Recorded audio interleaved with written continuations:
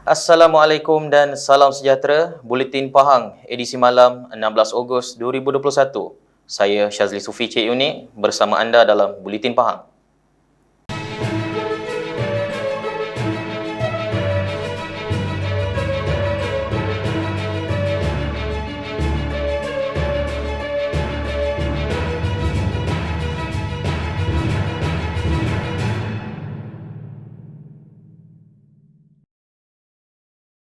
Ke bawah Duli Yang Maha Mulia Seri Paduka Baginda Yang di-Pertuan Agong Al-Sultan Abdullah Riayatuddin Al-Mustafa Billah Shah Ibni Almarhum Sultan Haji Ahmad Shah Al-Musta'in Billah berkenan perletakan jawatan Tan Sri Mahyadin Muhammad Yassin sebagai Perdana Menteri.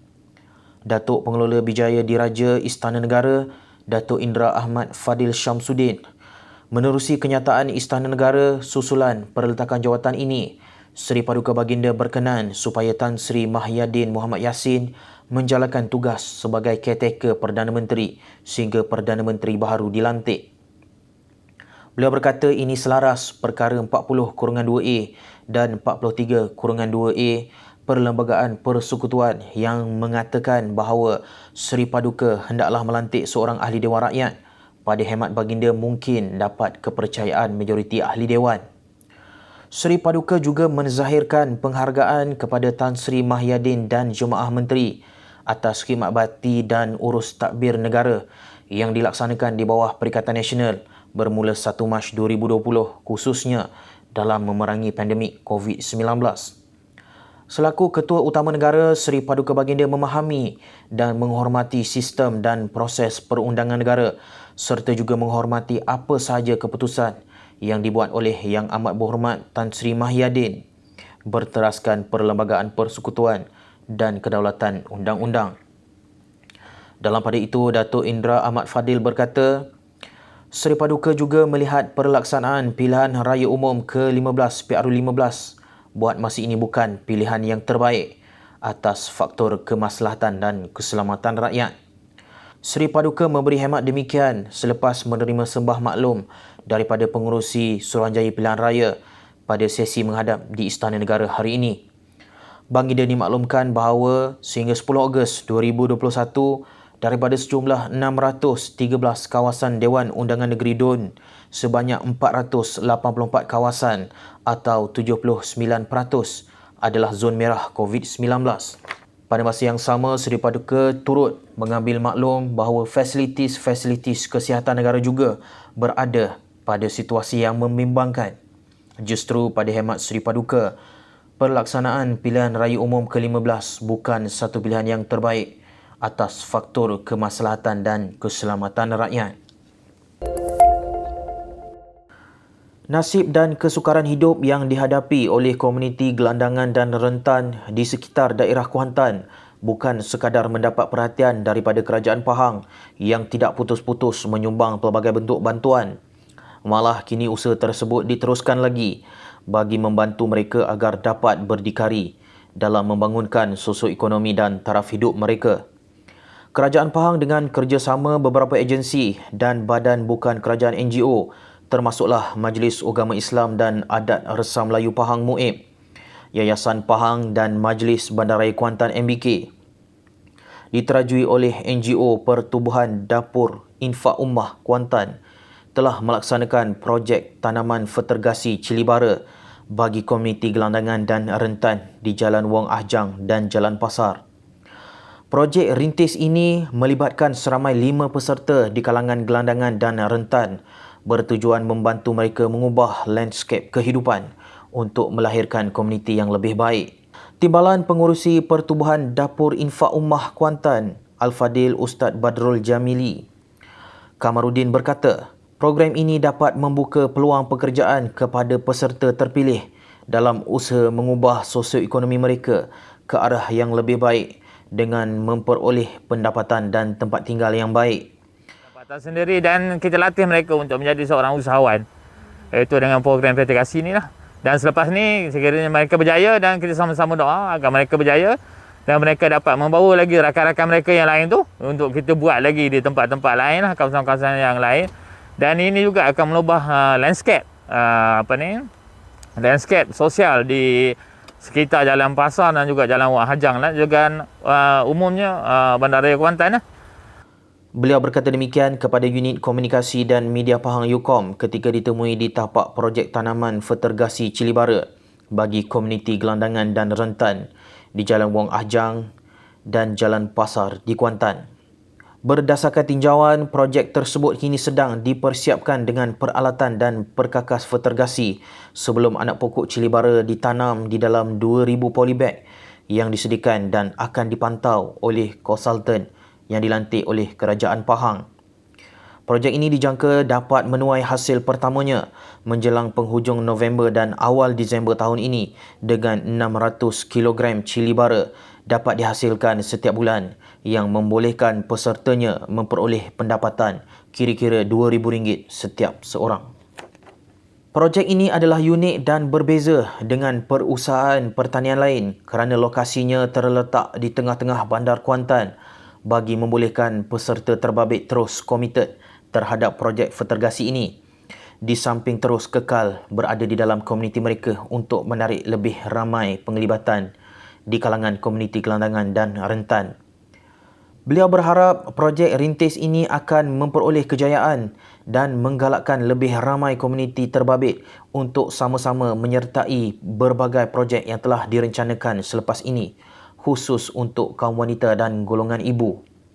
Sementara itu, Pengerusi Jawatan Kuasa Perpaduan Kebajikan Masyarakat Pembangunan Wanita dan Keluarga Negeri Pahang Yang Berhormat Datuk Seri Hajah Shahniza Syamsuddin berkata, projek yang dilaksanakan ini merupakan projek intervensi sosial yang diadakan Bandaraya Kuantan.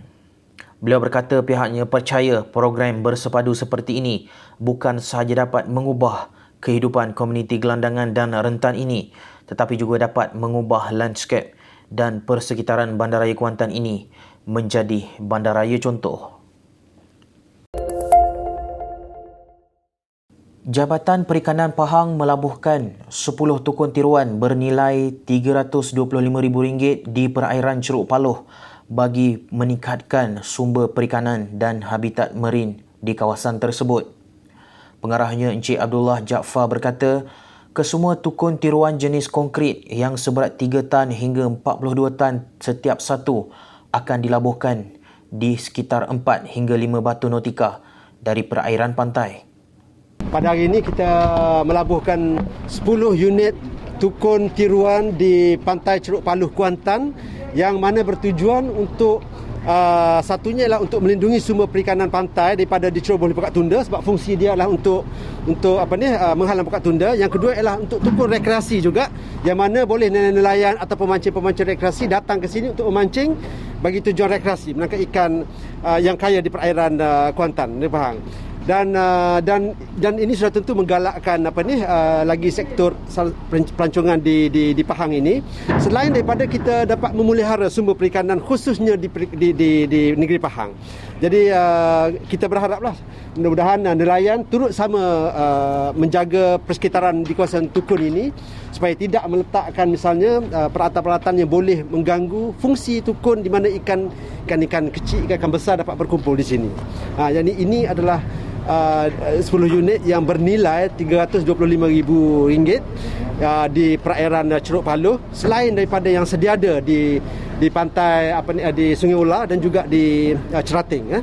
Pada tahun lepas kita telah juga melabuhkan tukun di Nenasi yang bernilai RM375,000. Jadi insya-Allah kita sama-sama Jabatan Perikanan akan terus berusaha untuk menggunakan peruntukan oleh kerajaan untuk memperkayakan sumber perikanan, memelihara sumber perikanan khususnya di negeri Pahang ini.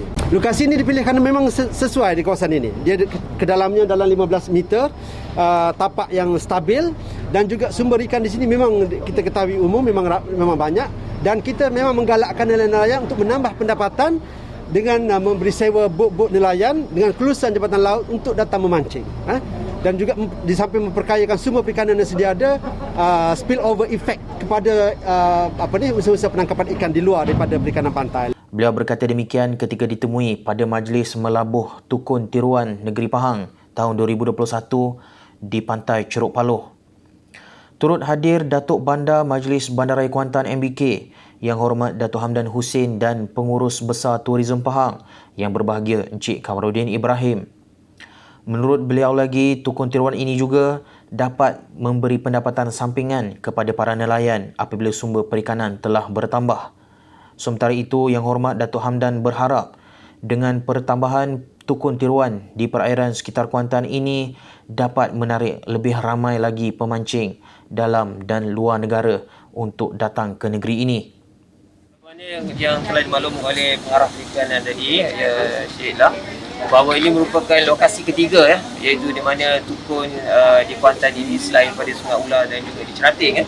Jadi hari ini satu area baru, kawasan baru tukun, dan saya yakin dengan usaha yang telah dilaksanakan oleh Jabatan Perikanan ini mampu menjadi satu tarikan pelancong di kawasan Kuantan khususnya.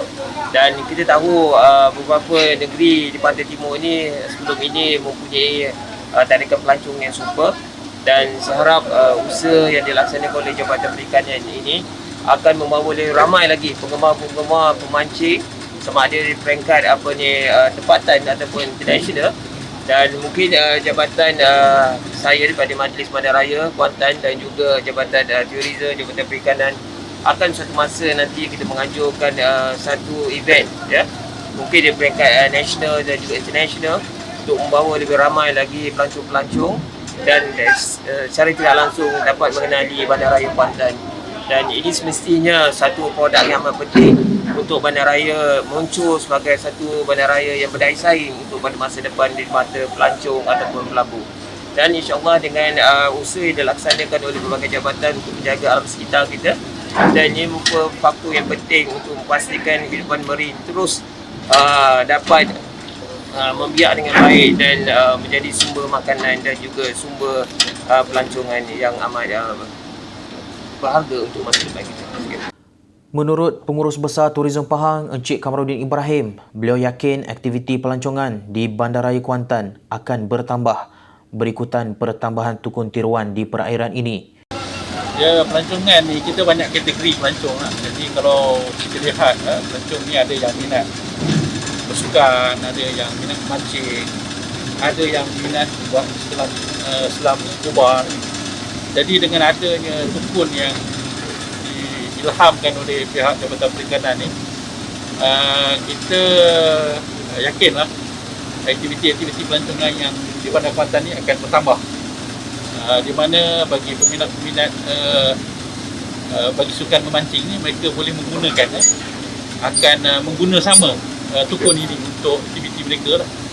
Dan selain daripada itu, kalau kita memang kita ketahui bahawa Bandar Kuantan ni dia dah jadi macam satu bandar pesisir pantai yang menyediakan makanan-makanan berasaskan laut.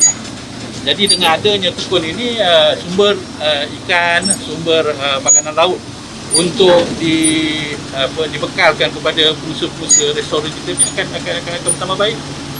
Jadi seperti mana yang Hormat Datuk Bandar sebut tadi, pelancongan akan menggunakan sepenuhnya tukun ini untuk menambah aktiviti pelancongan bagi menarik kehadiran pelancong khususnya bagi daerah Kuantan. Sebanyak 269 unit tukun konkrit telah dilabuhkan di perairan laut negeri Pahang bermula tahun 2006 sehingga 2020, melibatkan peruntukan kira-kira 4.4 juta ringgit.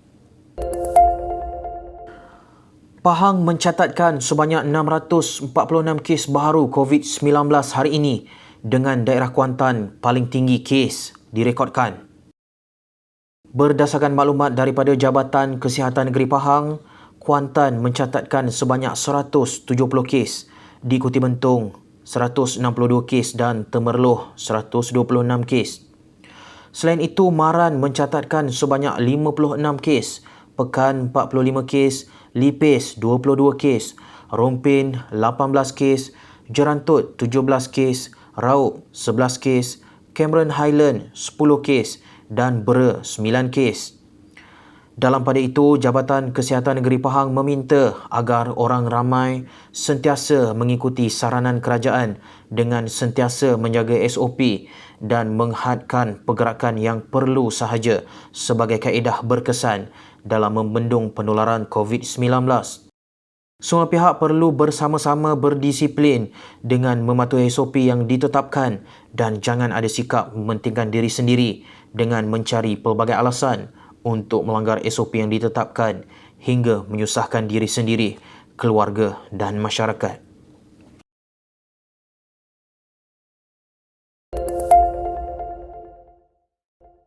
Perhatian yang diberikan kepada murid berkeperluan khas oleh Kerajaan Pahang melalui bantuan Prihatin Pahang amat dihargai setiap penerimanya. Penyampaian bantuan kepada penerima di bawah Dewan Negeri Lancang telah dilakukan oleh Pengerusi Jawatankuasa Perlancongan, Kebudayaan, Alam Sekitar, Perladangan dan Komoditi Negeri Pahang Yang Berhormat Datuk Seri Haji Muhammad Syarkar Haji Syamsuddin baru-baru ini. Seorang penerima Puan Hafsah Muhammad, 61 tahun, daripada Felda Bukit Dama berkata, bantuan khas untuk anaknya itu amat dihargai. Ibu tunggal itu berkata anak bongsunya Muhammad Zainal Yahya, 18 tahun yang mengalami masalah pembelajaran dan bantuan ini sedikit sebanyak meringankan beban mereka sekeluarga. Beliau berkata demikian ketika ditemui Unit Komunikasi dan Media Pahang, UKOM, hari ini. Turut mempunyai anak masalah yang sama, Puan Rohana Ramli, 47 tahun, menghargai ingatan daripada kerajaan negeri kepada anak-anak istimewa ini. Anaknya Muhammad Amir Firdaus Ahmad Fazilah, 15 tahun, bersekolah di Sekolah Menengah Kebangsaan Lancang dan berada dalam kelas khas. Justru beliau mengucapkan terima kasih kepada kerajaan negeri kerana sudi memberi perhatian kepada golongan anak-anak istimewa ini. Apatah lagi kehidupan dilalui agak sukar ketika pandemik melanda sejak tahun lalu. Bagi Puan Nur Latifah Abdullah, 48 tahun, yang merupakan tukang cuci di Sekolah Menengah Kebangsaan Lancang, pemberian tersebut amat bermakna kepadanya dan keluarga. Bantuan ini meringankan beban mereka selain membantu menampung belanja dan pendapatan suami, Ishak Lalu, 53 tahun, yang mencari rezeki sebagai tukang potong ayam di pasar.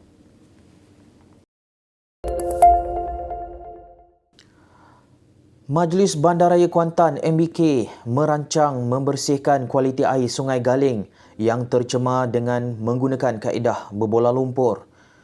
Datuk Bandar Majlis Bandaraya Kuantan MBK Yang Hormat Datuk Hamdan Husin berkata, kaedah berbola lumpur ini adalah salah satu program jangka masa pendek dalam perancangan pemulihan Sungai Galing. Bobola lumpur atau mudball ini diperbuat daripada gumpalan hasil tanah campuran tanah merah, serbuk bokashi dan larutan efektif mikroorganism dan molasses yang telah dibancuh. Beliau berkata bobola lumpur digunakan bagi pemulihan semula kualiti air sungai kerana ia kekal bertahan dalam sungai bagi tempoh 2 minggu sebelum dibawa arus.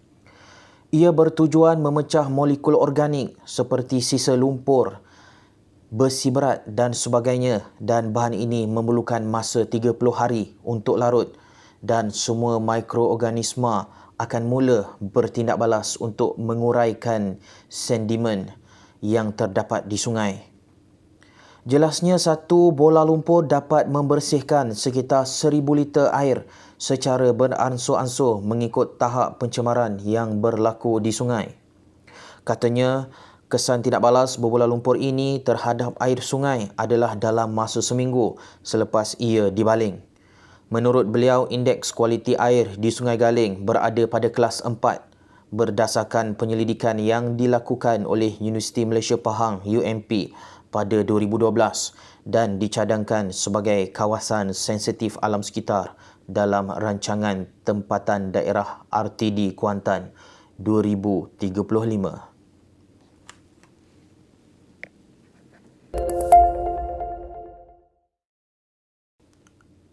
Sebanyak 402 keluarga di Kampung Tekek, Pulau Tioman menerima sumbangan bantuan keperluan asas daripada Majlis Ugama Islam dan Adat Resam Melayu Pahang MUIP baru-baru ini. Bantuan tersebut diberikan bagi meringankan beban yang ditanggung kebanyakan penduduk di Pulau Peranginan itu yang terjejas pendapatan akibat penutupan sektor pelancongan. Ekoran Perlaksanaan Perintah Kawalan Pergerakan PKP sejak tahun lalu. Ini telah mengakibatkan ketiadaan pelancong yang datang berkunjung ke Pulau Tioman dan memberi kesan terhadap pendapatan penduduk yang kebanyakannya bergantung kepada sektor perlancongan semata-mata. Berdasarkan hantaran di laman Facebook milik rasmi MUIB, penyampaian dan kunjungan ziarah penduduk di kampung berkenaan telah disempurnakan oleh Timbalan Ketua Pegawai Eksekutif MUIB yang berbahagia Dr. Haji Asmadi Abdul Rahman. Turut hadir dalam kunjungan berkenaan ialah Pengarah Jabatan Kebajikan Masyarakat JKM Negeri Pahang, Encik Zulkhairi Zainul Abidin, Pegawai Daerah Rompin yang berbahagia Encik Ahmad Nasim, Datuk Haji Muhammad Siddiq dan pemimpin-pemimpin tempatan. Bantuan turut diberikan kepada 82 keluarga dari Kampung Genting dan 41 keluarga dari Kampung Paya yang turut menerima sumbangan barangan keperluan yang sama. Dalam pada itu, yang berbahagia Dr. Haji Asmadi juga turut mengambil kesempatan mengunjungi Masjid Kampung Genting bagi melihat sendiri keperluan masjid serta melancarkan program dapur zakat di masjid berkenaan. Pihak MUIB berharap agar program dapur zakat dan bantuan barangan keperluan yang telah disalurkan itu akan dapat memberikan manfaat dan membantu semua penduduk di kawasan tersebut. Berita itu tadi mengakhiri Buletin Pahang edisi malam bersama unit komunikasi dan media Pahang. Ikuti kami di Facebook, Instagram, YouTube dan Twitter. Teruskan bersama Buletin Pahang untuk mendapatkan berita-berita terkini di negeri Pahang. Jangan lupa kibarkan jalur gemilang bagi menyemarakkan bulan kemerdekaan. Assalamualaikum.